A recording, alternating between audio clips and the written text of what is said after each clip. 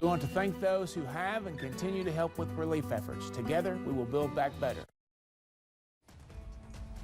Many folks in Martin County are still without water. What local leaders are trying to do to fix the problems.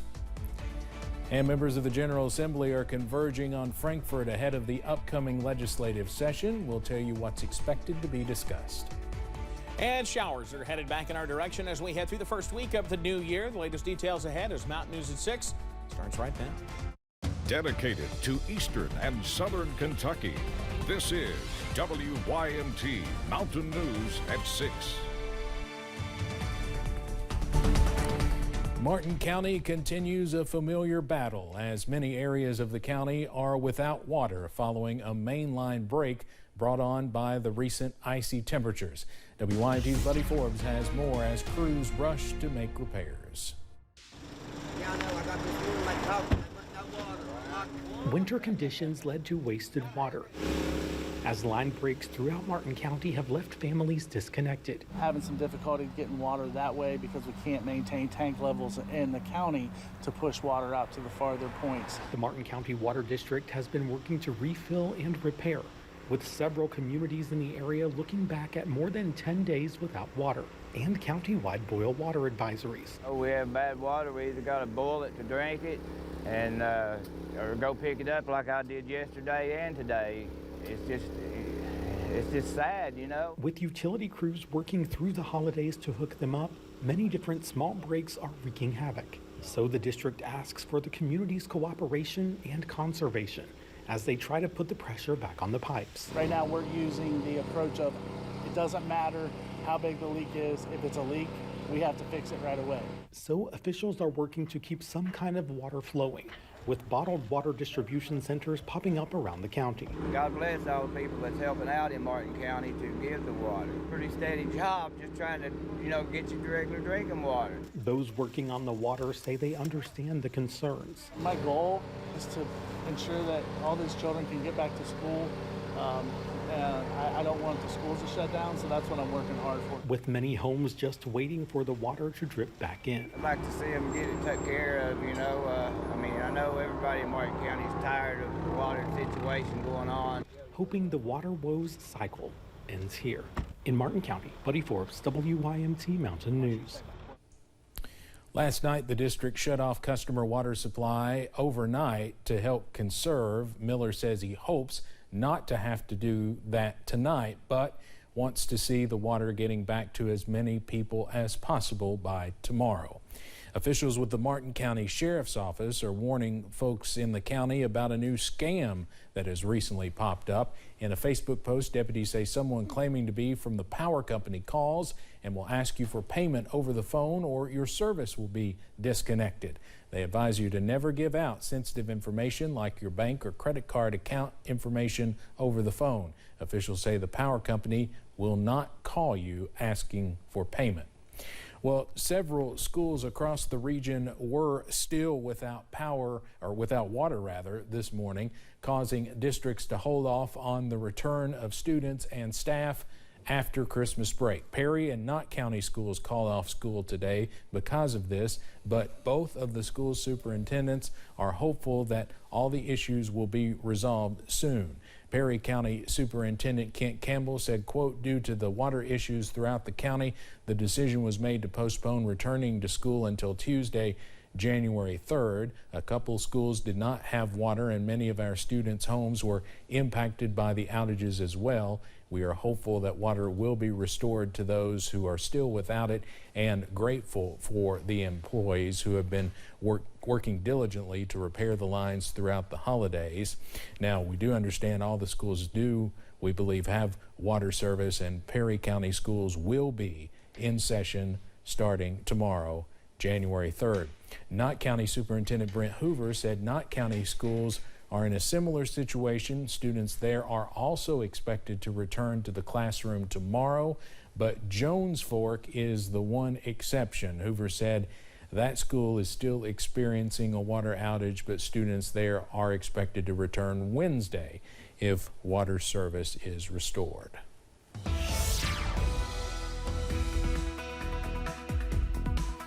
Well, it continues to be a rather overcast Monday evening here in the mountains. We'll continue to see those very, very mild conditions right on into the day tomorrow. In fact, it's still mild out there tonight. We're darn near 20 degrees above where our high should be this time of year as we look down to Triangle Park in downtown Hazard, and we're coming down from warmer conditions earlier on today.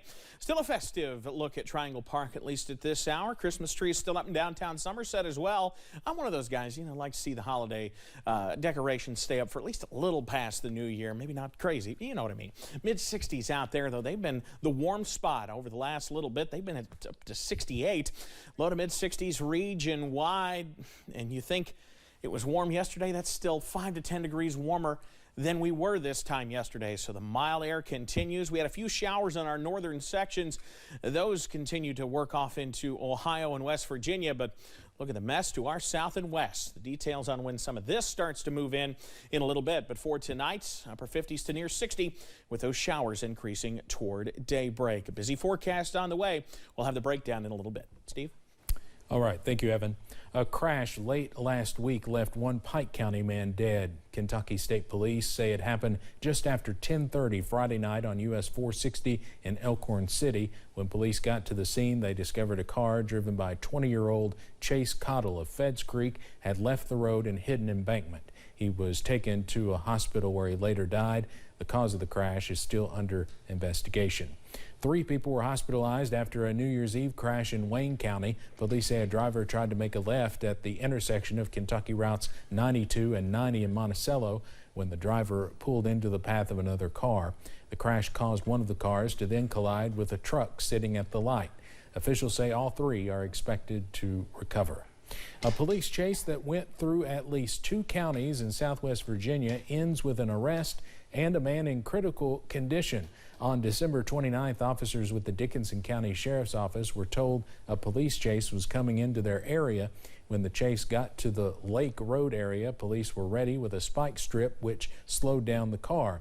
Police say a man who was a passenger shot himself, and a woman who was driving was arrested on several charges.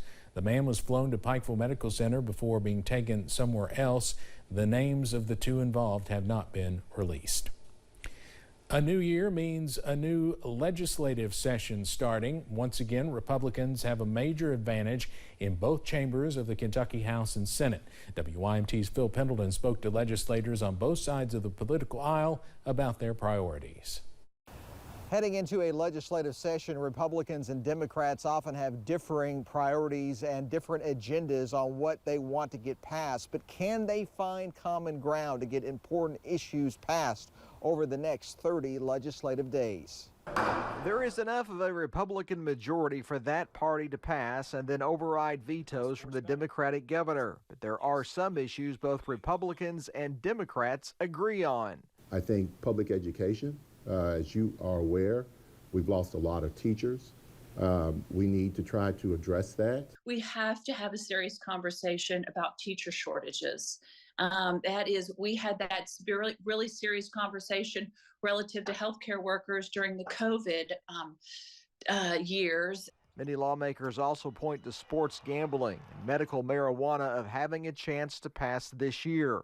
Both Democrats and Republicans have also agreed, but the Senate has been the roadblock. Last year, the General Assembly approved lowering the state income tax rate, and it met a trigger to be reduced 0.5%.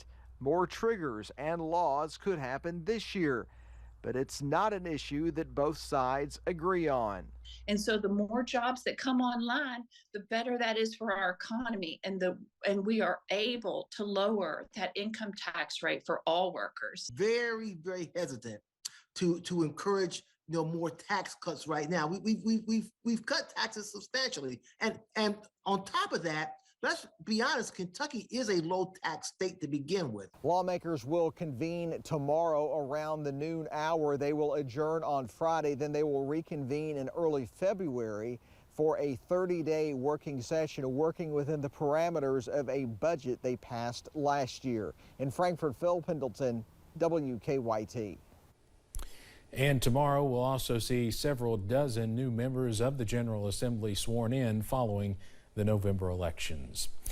The funeral service for legendary Harlan County broadcaster Bill Ellis is being held right now.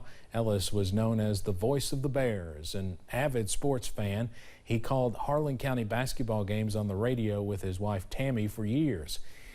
Cale Saylor became friends with Bill back in 1963. He said Bill was a tough competitor back then on the court. I remember the first Christmas vacation we had back in '63.